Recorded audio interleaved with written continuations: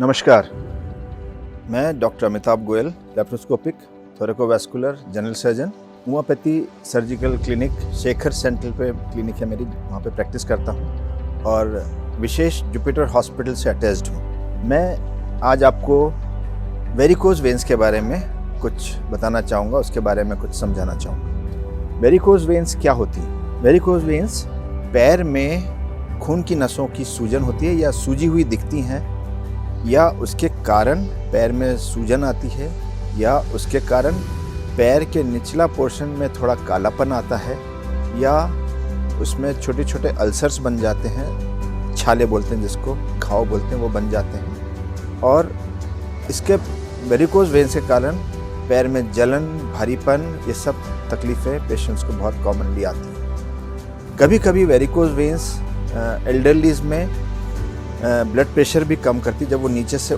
खड़े होते हैं तो सारा ब्लड नीचे की तरफ पूल होता है और घुमेरी या चक्कर सी आती है, वो भी वेरिकोज वेन्स में होता है। वेरिकोज वेन्स बहुत कॉमन होता है जो ज़्यादा काम करते हैं, जैसे किसान, हमाल, टीचर्स, प्रोफेसर्स, सर्जन, या हैवी वेट वाले जो जिनका वज़न ज़्यादा हो, या कॉन्स्टिपेटेड वाले जो ज़्यादा कॉन्स्टिपेशन हो, उनको भी प्रेशर के कारण होता है।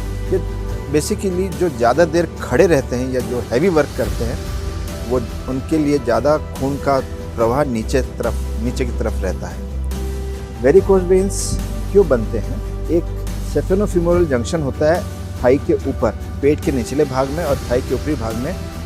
डीप वेन में ऊपर की वेन जहाँ जुड़ती है, वहाँ पे एक वॉल होता है जो खराब हो जाता है। नीचे से जब ब्लड ऊपर आता है तो काफ या पिंडली की मसल एक सेकंड हार्ट का काम करती है जो खून ऊपर भेजती है। जब वो वॉल ख़राब हो जाता है तो जब आदमी खड़ा रहता है तो खून वापस नीचे जाता है। आमतौर से ऐसे वॉल खुलता है, खून ऊपर जाता है, वॉल बंद हो जाता है। उस समय ये वॉल ख़राब हो जाता है और दोनों तरफ चलता है और खून नीचे नीचे जाता रहता है। इस तरह से खून की नस सूज जाती है।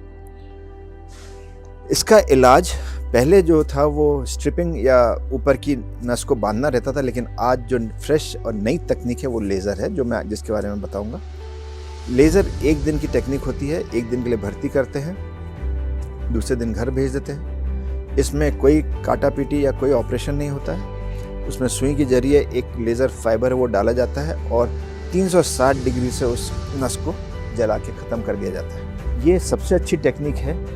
इसके कॉम्प्लिकेशंस भी होते हैं जो ज़्यादा नहीं है, जो पुरानी टेक्निक है उससे तो बहुत कम है, लेकिन कभी कभी पैर में सूजन आना या किसी खास भाग में उसका नमनेस हो जाना या किसी हाथ के छूने का पता नहीं लगना या उस पोर्शन में थोड़ा दर्द होना पाया जाता है। लेज़र के कारण कभी कभी लोग बोलते हैं दोबारा भी हो सकती है क्या? नहीं, जिस नस में लेज़र कर दिया जाता है वो नस वापस नहीं आती, लेकिन उसके साथ संबंधित दूसरी नस जो नॉर्मल ऊपर जाता खून लेके, उस पर ज़्यादा प्रेशर होने के कारण वो सूज जाता है, वो नस फूल जाती है, जो कहते हैं कि दोबारा होगा नहीं। इस तरह से यह भ्रम है लोगों का कि लेज़र के बाद ये रिपीट होता है, ये रिपीट नहीं होता। लेज़र के बाद आप 30 से 4 दिन से सारा काम कर सकते हैं। हम प्रायः पेशेंट्स को एडवाइस करते हैं कि 2 से 3 किलोमीटर वॉक करें, सीढ़ी चढ़े उतरें, लेकिन पैर को एक क्रेप बैंडेज या मोजे हमेशा पहनते रहें ताकि दूसरी नस पे ज़्यादा प्रेशर ना डले या पैर में सूजन ना हो।